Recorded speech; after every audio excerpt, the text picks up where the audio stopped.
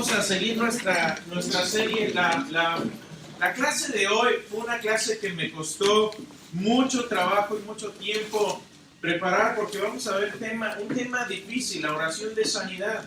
¿Quién ha tenido un enfermo en su casa que ya está en los últimos momentos de su vida? ¿Cuántos de ustedes? Yo creo que muchos de nosotros, si no es que casi todos, hemos estado en una situación similar. Y para hacer un repaso rápido y entrar en el tema, veíamos que la oración tiene varios elementos. Vimos que el fundamento de la oración, ¿cuál es? La relación padre-hijo, la relación papá-hijo es el fundamento de nuestras oraciones, que la oración es un proceso de comunicación también. Y vimos que hay cosas a veces en la oración que nos interrumpen esa comunicación. Hablamos de naturalismo, hablamos de cientificismo, hablamos de nuestra propia maldad que nos separa de Dios y varias corrientes que están circulando. Pero hoy quiero hablar de algo más personal y quiero contarles de una persona que a mí me ha impactado. Él es Nabil Qureshi. ¿Quién ha escuchado hablar de Nabil Qureshi? Bueno, Nabil Qureshi tiene una historia muy, muy interesante. Porque este hombre era musulmán. Y como musulmán, él un día se hizo amigo de una persona llamada David Wood, que es el que está aquí a mi izquierda, del lado derecho de su pantalla, de rojo o marrón. Y este hombre es interesante porque es una persona que este hombre era ateo. De hecho, era ateo al grado de ser sociópata, que estuvo a punto de matar a su padre. Vean si quieren ver su testimonio, hizo un video de eso.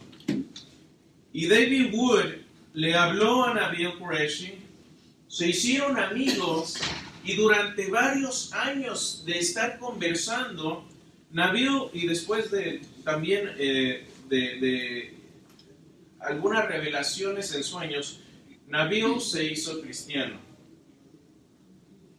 Nabil había estudiado medicina, era médico de profesión, y como médico, él tenía esta mente inquisitiva, y eso lo llevó a estudiar teología más a fondo, y empezó a estudiar en un programa en la Universidad de Oxford, uno de los programas más reconocidos. Se hizo apologista cristiano, un defensor del cristianismo, y su carrera iba en la cima, y él anuncia un día que tiene cáncer de estómago. Y al año tuve la tristeza de, aquí en Houston lo trataron, y él, después de un año de que anunció que estaba enfermo, murió. Y mucha gente se preguntó y dijo, ¿por qué? Había miles de gente, miles de personas, miles de cristianos orando por Nabil, y a pesar de eso, Nabil partió a la presencia de Dios. ¿Qué fue lo que pasó ahí? Pensamos en esto un poquito, porque esto ya es cerca de casa, y esto nos afecta de manera directa a todos nosotros. Porque ¿cómo es que debo yo orar cuando alguien está enfermo? Si alguien ya está en sus últimos momentos, ¿cuál es la forma correcta en que yo debo dirigirme al Dios Todopoderoso, y qué es lo que debo yo esperar de Él? Y les sugiero, mis hermanos, que muchos cristianos estamos confundidos en esto, y principalmente cometemos dos errores. hay dos errores principales que cometemos. Uno es la repetición. Pensamos que si vamos a Dios con repeticiones, estamos como con el equipo de la selección mexicana. Sí se puede, sí se puede. Y entonces vamos a Dios y nos acercamos a Dios como si fuera el referee o el entrenador y le decimos, sí se puede. Y vamos y buscamos la oración de esta forma, de manera que estamos repitiendo y repitiendo. Ahora, Dios le gusta que vayamos con Él y Él dice que seamos insistentes en nuestra oración. Pero pensamos que la repetición es un tipo de fórmula para desencadenar la respuesta positiva de parte de Dios. Ese es el error número 1. El error número 2 es pensar que el corazón de Dios es como una caja fuerte cuya manera de abrir es a través de fórmulas complejas y alguna receta que uno debe seguir, que todo está enmarcado en el contexto de la fe. Es decir, si yo repito ciertas cosas, si hablo de cierta manera, si me comporto de cierto tipo de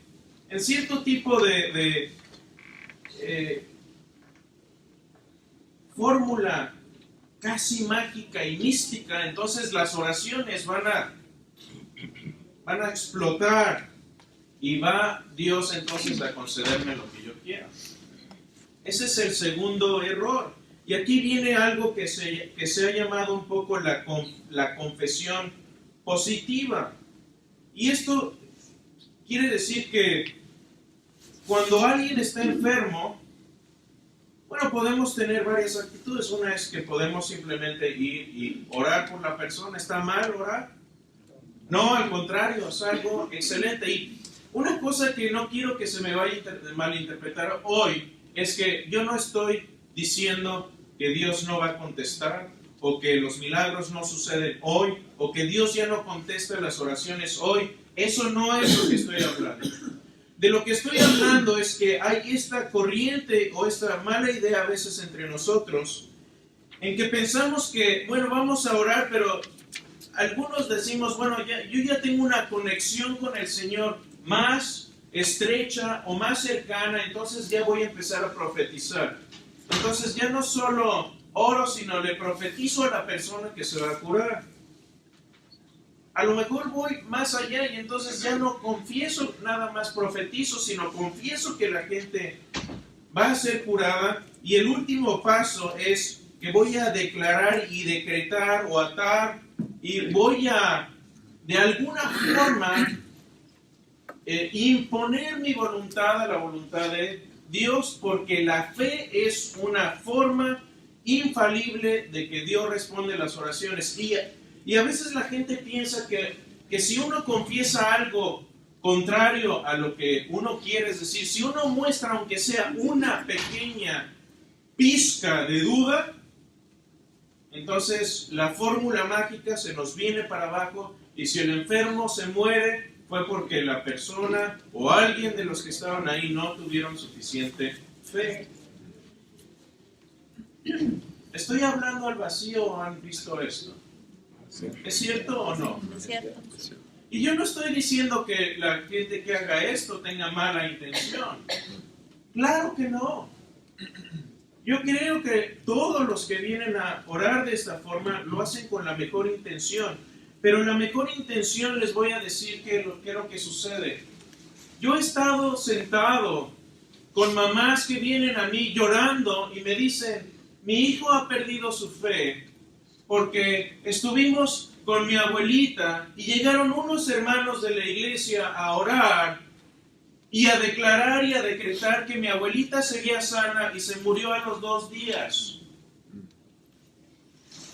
Entonces la gente que está ahí y los espectadores no van a decir, wow, esta persona está equivocada en su forma de orar. Van a decir, tu Dios no sirve. En el mejor de los casos o en el peor de los casos, no existe. Así que esto tiene implicaciones muy serias, porque a veces con la buena intención de hacerle un bien a la gente, estamos dando un testimonio que es incorrecto y que puede llevar a la gente a perder su fe. Y esto es una cuestión de expectativas. Y no solo esto, yo vi gente madura en la fe cristiana, gente que se dedicaba o se dedica incluso aún hoy a dar pláticas de apologética que expresaron que estaban perdiendo su fe después de haber visto la muerte de Nabío.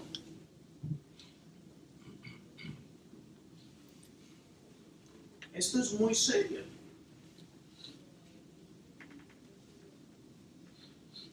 ¿Saben que hay otra perspectiva interesante también? Cuando estaba yo investigando acerca de la cuestión de la oración, hubo un pastor aquí, lo voy a nombrar porque creo que si pueden hablar con él, hablen con él de esto, pero es el que coordina la clase de Mark Lanier. ¿Saben cómo se llama? Brent Johnson. Y Brent es una persona interesante porque me junté con él en la biblioteca y le dije, Brent, tú has estudiado de este tema, quisiera que me digas qué es lo que tú piensas acerca de estas cosas, acerca de la oración de sanidad y todo esto. Y los dos concluimos que estos errores se ven todo el tiempo. Pero lo curioso es que para mí fue algo muy vivo esto, porque Brent tiene diabetes de tipo B, me parece, tiene uno desde niño. El que tiene uno desde niño. Uno, gracias. Y fue un momento para mí crudo y hasta cierto punto un poco cómico, porque estábamos hablando de esto de la oración y de cómo a veces Dios cura, a veces no cura. Y en una de esas él agarra y me dice, sí, te escucho, no te preocupes, sonó un aparatito. Él sacó una aguja, sacó insulina y como dice, sí, síguele. Y se inyecta en la panza. Dice, sí, síguele. Y yo me quedé así, yo no pude seguir.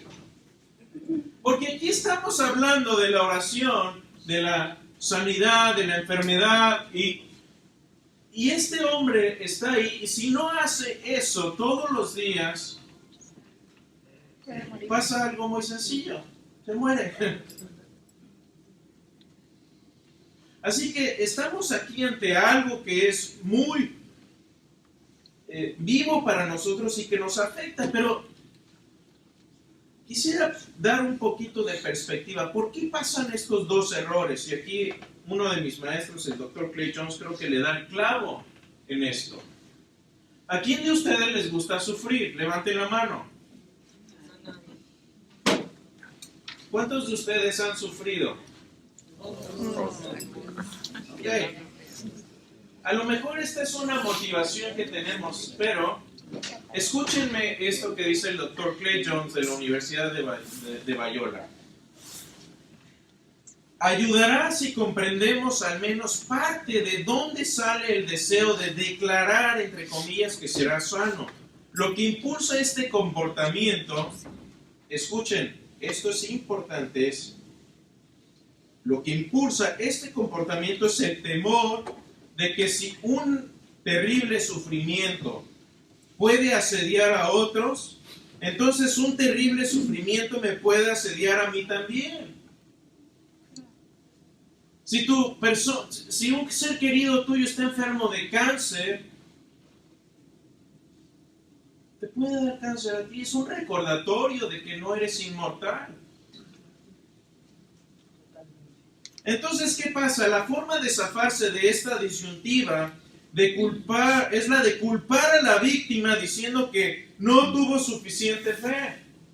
O hay algo en esta persona distinto. Es decir, si puedes encontrar algo mal con la víctima, entonces así puedes asegurar que el cáncer que les llegó o cualquier otro terrible sufrimiento no te podrá llegar a ti. Es un mecanismo psicológico. Ahora, disculpa porque te estoy escuchando y estoy escuchando también, estoy recordando palabras que dicen en la Biblia. Disculpa que te interrumpa así, pero hay una parte donde Jesús promete que si tienes fe, verás la gloria de Dios. Lo vamos a ir viendo. Sí. Entonces sí te agradezco eso porque yo sí creo en esa promesa. Sí, pero yo lo que no estoy diciendo es que Dios ya nos sana o que Jesús ya nos sana. Y ver la gloria de Dios no quiere decir que vas a ser sano aquí y ahora. Y ahora vamos a ver ejemplos. Se va a aclarar un poco esto conforme vayamos avanzando. Vamos a ver un pasaje ahorita que es aún incluso yo creo que más enigmático en Santiago. Y entonces se va a aclarar ahorita. Pero fíjense, esto lo vemos incluso en una tira cómica y si no alcanzas a verlo, no se preocupen, pero en esta tira cómica están dos personajes principales y están la rata y la cabra. Y la cabra y la rata están teniendo una conversación de sobremesa y la cabra le dice a la rata que su amigo Fred murió repentinamente y apenas tenía 42 años. Y la rata se agita, se preocupa y dice, ¿estaba súper gordo? No, dice la cabra, no. ¿Fumaba varios paquetes de cigarrillos al día? No. ¿Tenía un historial familiar, un cuadro de enfermedad? No, tampoco. Empieza a alterar la rata y dice, a lo mejor problemas de corazón. No. ¿Usaba drogas? No, tampoco. A lo mejor manejaba demasiado rápido en la carretera, en motocicleta, cuando llovía. No, tampoco eso, ninguna de esas cosas. Dice, y la rata ya alterada le dice, no puede ser nada, porque entonces nada me podría pasar a mí. Eso quiere decir entonces que el destino es caprichoso. Necesitas, y yo podría morir en cualquier momento. Dame algo acerca de Fred que era diferente acerca de mí. Se la cabra. Coleccionaba estampillas. Eso lo mató a su hobby con demasiado riesgo.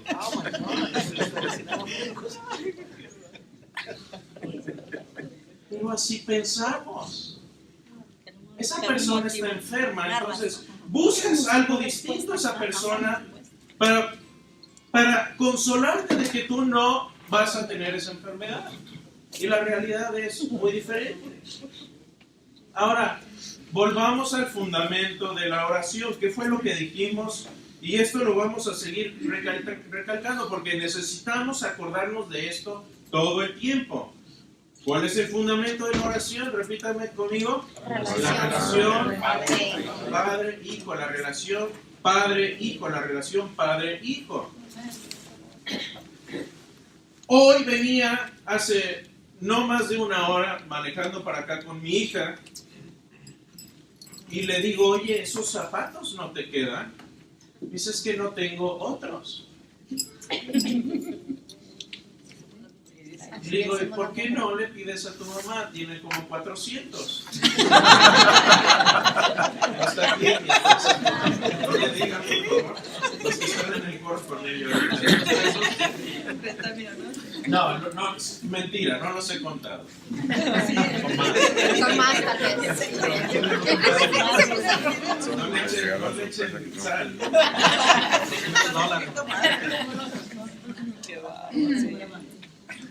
Pero le digo, ¿y por qué no han ido a comprar zapatos? Dice, papá, porque nos has dicho que no gastemos. Le digo, pero para eso sí hay. No quiero que te duelan tus piecitos, quiero que tengas unos zapatos.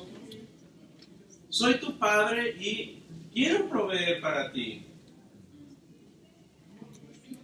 Pero también el domingo pasado me dijo, papá, quiero ir a la tienda de Kendra Scott a comprar otro collar de joyería. Y le dije, ¿con qué dinero? ¿Tú tienes ahorrado? Dice, papá, tengo la mitad. Le digo, guau, qué lindo, cuando tengas la otra mitad. No, es que fue mi cumpleaños y en el mes de tu cumpleaños te hacen descuento. Entonces la mitad del descuento y todavía no te alcanza.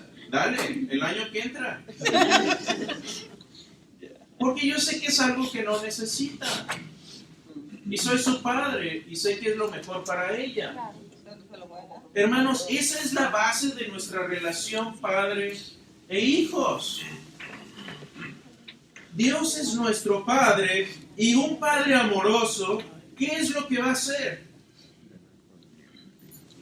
La oración de sanidad se debe entender en este contexto, que consideremos que Dios inventó esta relación padre-hijo, y si Dios es nuestro Padre amoroso, en primer lugar, no hay nada que podamos hacer para ganarnos su amor, porque ya lo tenemos. Y no hay nada tampoco que vayamos a hacer para perderlo, porque somos sus hijos. Los que hemos confiado en Él, tenemos esa relación íntima con Él. Y un Padre que nos ama, a un Padre que nos ama, le podemos pedir por sanidad, y adivinen qué va a pasar. Él nos dará lo que pedimos, o no nos dará lo que pedimos. Sabe lo que necesitamos. Exactamente.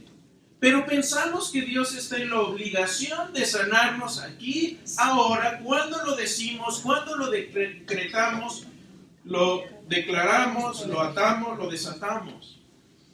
Y les digo, yo no estoy diciendo que no sea, que no crea yo en los milagros. Si han visto el programa de esta clase, voy a hacer una defensa de por qué Dios sigue haciendo milagros. Y les voy a dar ejemplos de milagros médicos que Dios ha hecho. Porque los ha hecho, los sigue haciendo. Y si eso es garantía de lo que pasará, lo seguirá haciendo. Pero Dios no lo va a hacer cuando yo le truene los dedos. Porque es una relación padre e hijo. Si mi hija me truena los dedos para que le dé algo, adivinen qué va a pasar. O con ustedes. Entonces, ¿qué debemos hacer para pedir por sanidad? Algo muy sencillo. Ir con humildad y decirle, papito amado Dios, esto es lo que quiero. Si es tu voluntad. Si es tu voluntad. Hay cosas complicadas en la Biblia, eso no quiere decir que no. Pidan lo que quieran y les será hecho. Juan 15:7.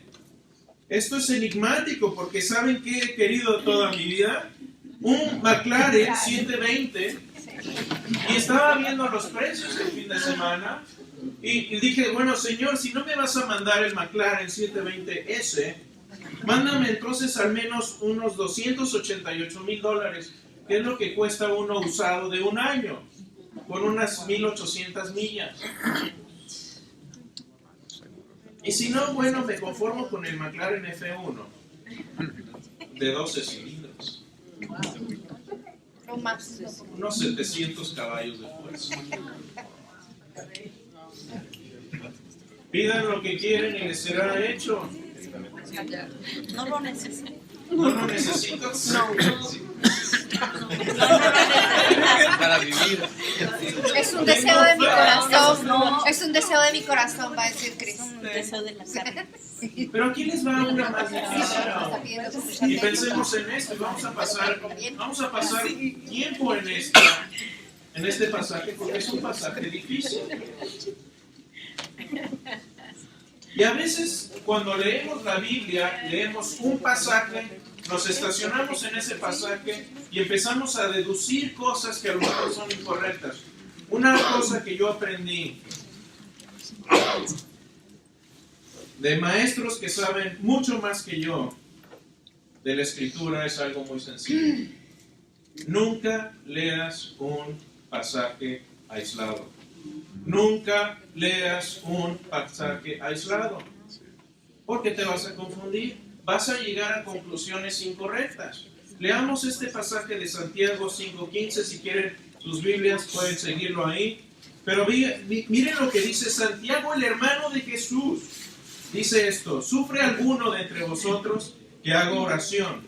¿Está alguno alegre que cante alabanzas? ¿Está alguno entre vosotros enfermo que llame a los ancianos de la iglesia y que ellos oren por él, ungiéndolo con aceite en el nombre del Señor? Y la oración de fe restaurará al enfermo y el Señor le levantará. Si ha cometido los pecados, le serán perdonados. Siendo bien honesto, ¿sucede esto todo el tiempo? Ok, la Biblia es falsa, vámonos de aquí. ¿No? Algo estamos mal entendiendo entonces de este pasaje. Bueno, ¿por qué? Porque incluso el gran Pablo de Tarso, el apóstol Pablo, escribe esto en segunda de Timoteo. Le dice a Timoteo, le dice: ¿sabes qué? Erasto se quedó en Corinto, pero a Trófimo lo tuve que dejar en Mileto porque estaba enfermo. Lo dejé enfermo. Pablo, ¿no leíste lo que dijo Santiago? Junta a los ancianos, oren por él, le untan aceite y se acabó el problema. Dios lo va a sanar.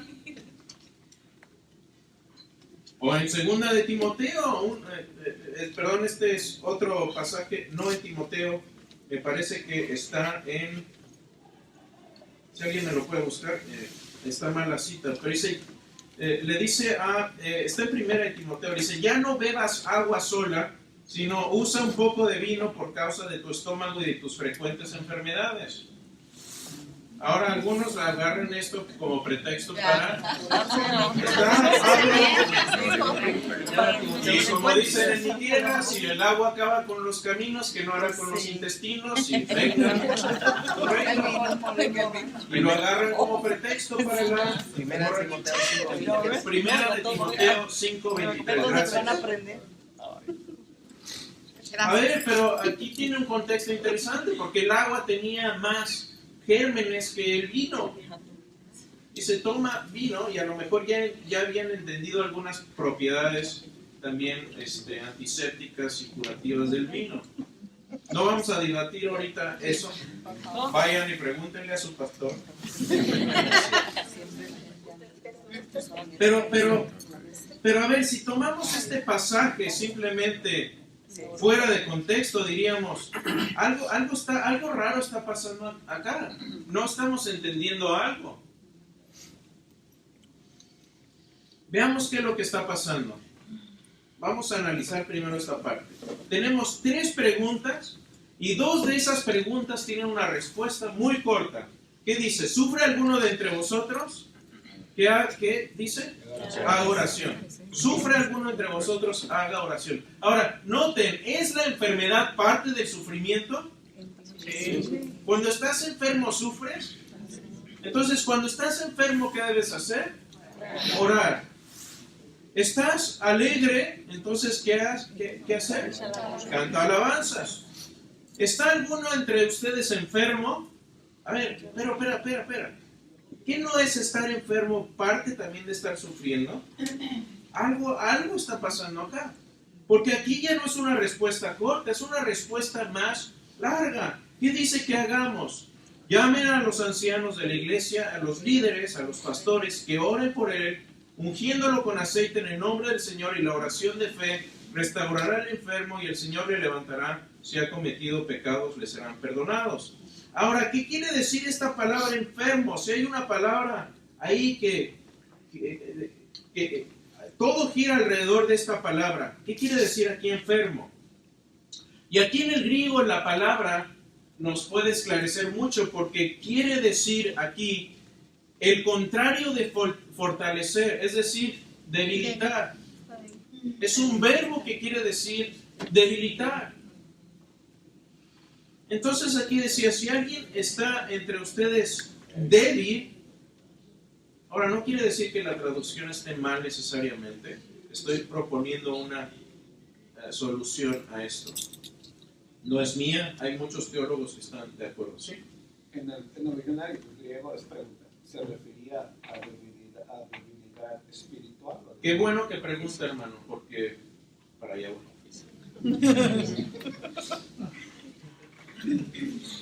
Aquí la palabra, entonces, aquí la palabra debilitarse puede ser algo físico o puede ser algo espiritual, puede ser cualquiera de las dos.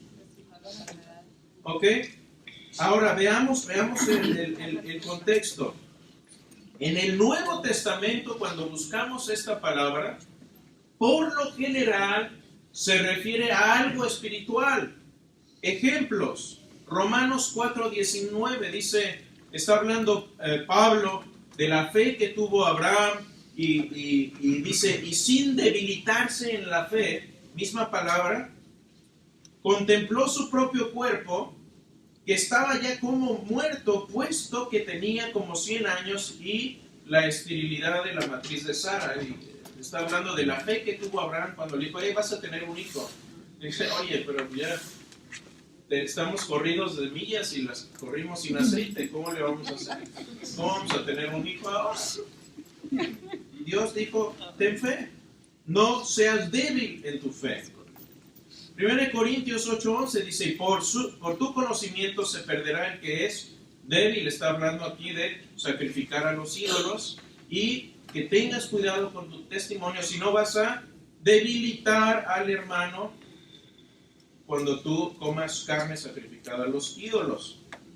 En Hebreos 4:15 dice, no tenemos porque no tenemos un sumo sacerdote que no pueda compadecerse de nuestras flaquezas, debilidades. En otras traducciones dice debilidades. Si uno que ha sido tentado en todo con nosotros, pero sin pecado, refiriéndose a Jesús. Y aquí voy a poner varias citas, pero nada más. En 2 de Corintios, entre el capítulo 11 y el 13, hay 13 menciones de este verbo, debilitarse, en el contexto en el que estamos hablando de algo espiritual. Así que si volvemos a este pasaje, entonces, ¿qué es lo que sucede? Que hay veces que estamos leyendo la Escritura con nuestros ojos naturalistas. ¿Se acuerdan lo que decíamos la vez pasada? Miren lo que sucede aquí. No solo esto, si tienen su Biblia en Hechos 20:35, me gustaría que lo buscaran porque es bien interesante. Pablo está en uno de los pasajes que a mí más me gustan de la Biblia, despidiéndose de los ancianos y los líderes de Éfeso, ya de regreso en su tercer viaje misionero, y él sabe que ya no los va a ver. Pablo sabe que ya no va a ver a los líderes de Éfeso, se acerca con ellos y les dice esto, les da unas palabras de consejo finales. Dice, en todo esto os mostraré que así, trabajando, debéis ayudar a los débiles y recordar las palabras del Señor Jesús que dijo, más bienaventurado es dar que recibir. 20:35. ¿Sí, no? Sí. Es interesante que Pablo les dice, ocúpense ustedes de ayudar a los débiles. Ustedes son los líderes, ayuden a los que están debilitados. Suena interesante, ¿no? No solo esto, ¿qué pasa con la cuestión del aceite? Bueno, si ustedes leen el Salmo 23, David es ungido con aceite en medio de la desesperación. Estaba angustiado y entonces se le unge con aceite y el resultado ¿qué es? Una restauración, se fortalece, se levanta y no solo eso, es perdonado.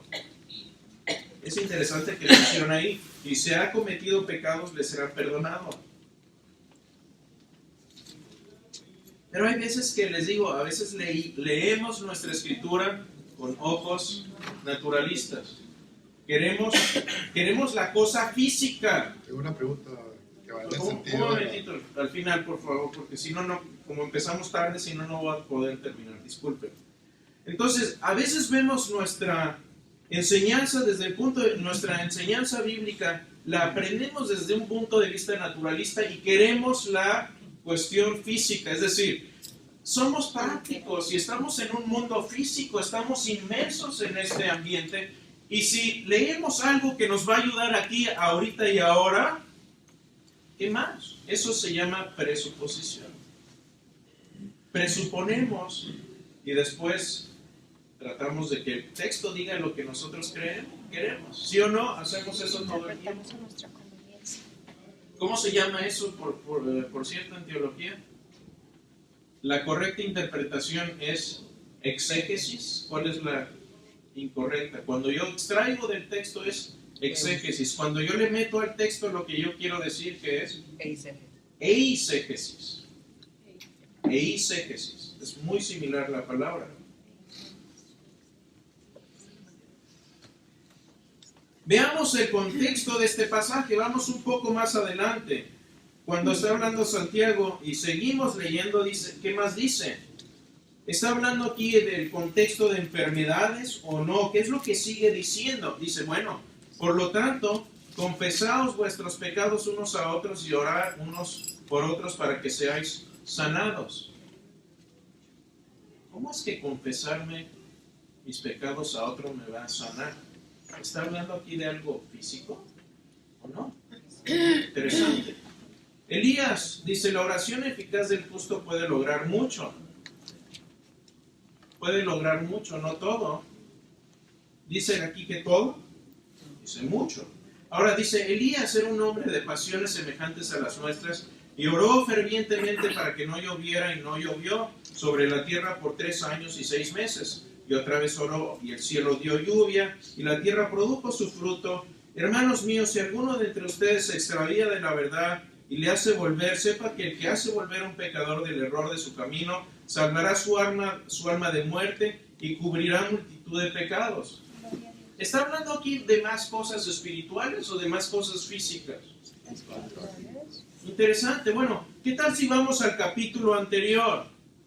Leamos parte del capítulo anterior de Santiago. Dice, oíd ahora los que dicen, hoy y mañana iremos a tal o cual ciudad y pasaremos allá 1 año, haremos negocio, tendremos ganancia. Sin embargo, no saben lo que será su vida mañana. Solo son vapor que aparece por un poco de tiempo y luego se desvanece. ¿Pero qué nos estás diciendo que nos va a sanar? ¿No somos inmortales? Podemos sacar el sí, se puede, o la fórmula, y entonces ya no vamos a morir.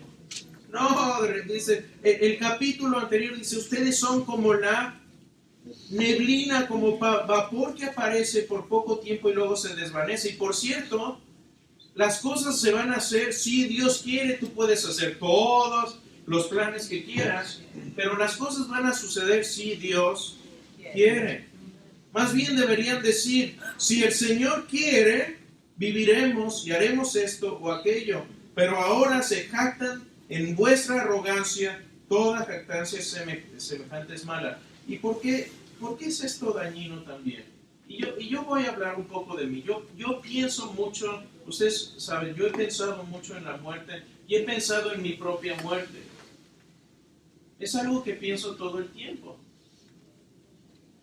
Y yo pienso que si yo ya estoy en mis últimos momentos y es mi momento de despedirme de mi familia, si Dios así me lo concede, tal vez no, y no tiene Dios obligación alguna de concedérmelo, pero si Dios me lo concede y llegan ustedes a orar, por favor, no vayan y empiecen a decretar y a atar y a desatar, porque si es el momento mío de empezar a partir a la eternidad, concédanme ese momento de poder conectarme con mi Creador y empezar a decir adiós a este mundo. Es un privilegio poder decir adiós a este mundo. Y no creo que debamos quitarle ese privilegio a la gente. Tenemos que ser sensibles.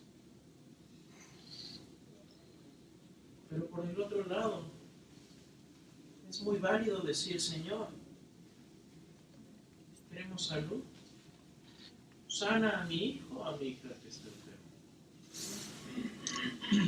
Dale larga vida. Claro, la Biblia lo dice. Los milagros suceden absolutamente, y vamos a ver algunos. milagros tremendamente impresionantes. Pero todo esto bajo el común denominador de si Dios quiere, si es su voluntad. Y alguno piensa, bueno, es que a lo mejor si dudo un poquito en mi fe, se va a arruinar toda esta cuestión de la fe. Y les voy a recordar al hombre que llega con Jesús y le dice, Señor, sana a mi hijo que está enfermo. Y Jesús le pregunta, ¿crees? Él dice, sí creo, pero tengo dudas. Ayuda a mi incredulidad. Jesús le dijo, no, mano, ya dudaste. Mira, ya te mueres. Siguiente. ¿Qué hizo Jesús? Miró con porque llegó misericordia. con humildad. Le dijo, Señor, sí creo, pero tengo dudas. Se confesó de él delante del Señor. Exactamente. Sinceridad de corazón. Fue como un hijo sincero con su padre y le dijo, ¿y qué hizo Jesús? Lo sanó. Entonces un padre amante, ¿qué va a hacer? ¿Le va a sanar o no le va a sanar según sea su voluntad? Porque hay propósitos a veces que nosotros no vemos detrás. Y hay muchas cosas que uno puede aprender a través del sufrimiento y la enfermedad.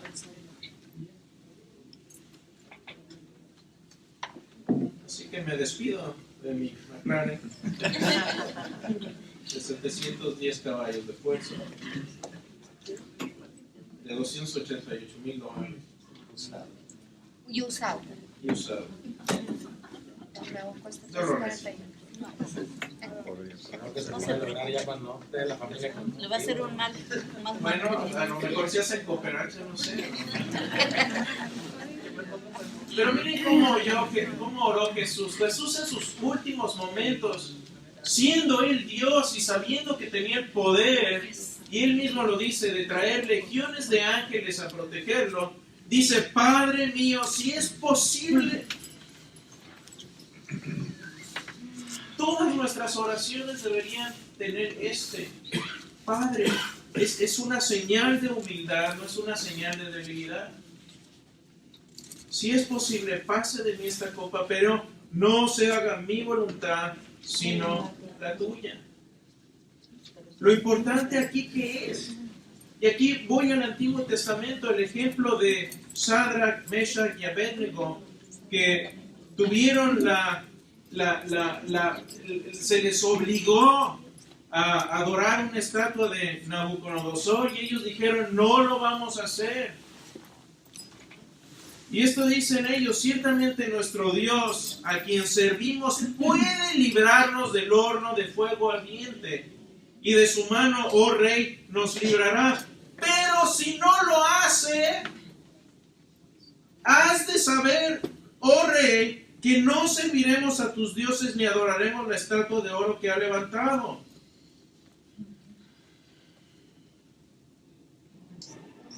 ¿Qué es lo que pasa aquí? ¿Quieres darle la gloria a Dios? ¿Quieres humillar a Satanás? Haz lo mismo.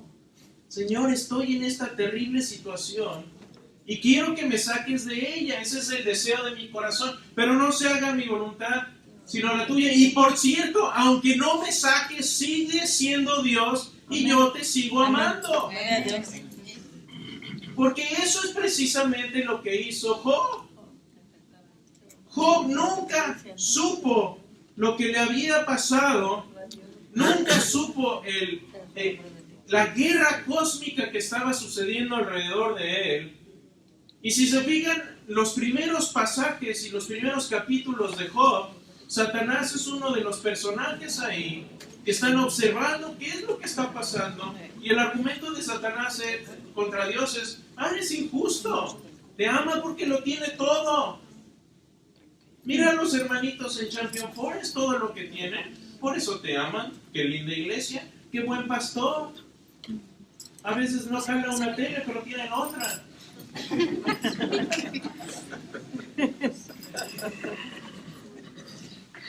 Quítales un poquito, ponlos en una carpita en sus países tercermundistas y vas a ver cómo van a empezar a renegar de ti. Ese es su argumento. Pero ¿qué pasa? Que cuando uno dice, Señor, voy a seguirte amando, aunque no me sanes, en ese momento ya ganaste. Ya le diste a Dios la victoria. Ya te la va a dar. Y a veces estas enfermedades son oportunidades de victoria. Navío ganó su victoria el año pasado. Y en uno de sus videos, los pueden ver, están todos en YouTube. Él dice, aunque Dios no me sane, Dios sigue siendo Dios y yo le sigo. Amén. ¿Y qué aprendí yo de la muerte de Navío? ¿Qué aprendemos de la muerte de jóvenes, de niños incluso? Aprendemos que no podemos poner nuestra esperanza en este mundo. 1 Juan 2:15 dice, si alguno ama al mundo, el amor del Padre no está en él, porque todo lo que hay en el mundo pasa y sus deseos, pero el que hace la voluntad de Dios permanece para siempre. Amén. Cuando oramos, no estamos orando porque amamos al mundo, o al menos no debería ser eso. Si tu motivación a orar por un enfermo es porque amas al mundo, o porque no quieres que te pase algo igual, tus motivaciones están erradas. Pero si vas con Dios como con el Padre que te ama, Dios te va a responder. Y no es una respuesta, pregúnteles a sus hijos. Es una respuesta válida. Dios nos ama, no amar las cosas de este mundo y el deseo, la muerte de Navío nos ayuda a poner esto en perspectiva. La Biblia no promete que Dios nos va a sanar si enfermamos, pero sí promete que Él nos sanará por siempre. Navío hoy vive por siempre. Y si tú eres cristiano, tú también estás viviendo hoy ya por siempre. Y aquí repito una de las cosas que podemos aprender en la muerte de Navío, de hecho, y esto es importante en extremo, es que como cristianos debemos aceptar que no podemos depositar nuestra confianza en el mundo presente. Nos ponemos de pie, hermanos. Vamos a orar, y estas son 3 oraciones, no son oraciones mías, les digo. Como parte de esta clase vamos a estar orando oraciones del pasado, del presente. Esta es una oración de David Aram. Dice, Señor, este nuevo día me lo regalas de tu gran eternidad, y en este nuevo día ahora me envuelve en tu mano el amor tuyo. Eres la estrella de la mañana, eres el día recién nacido. Dios, permanece en mí este día.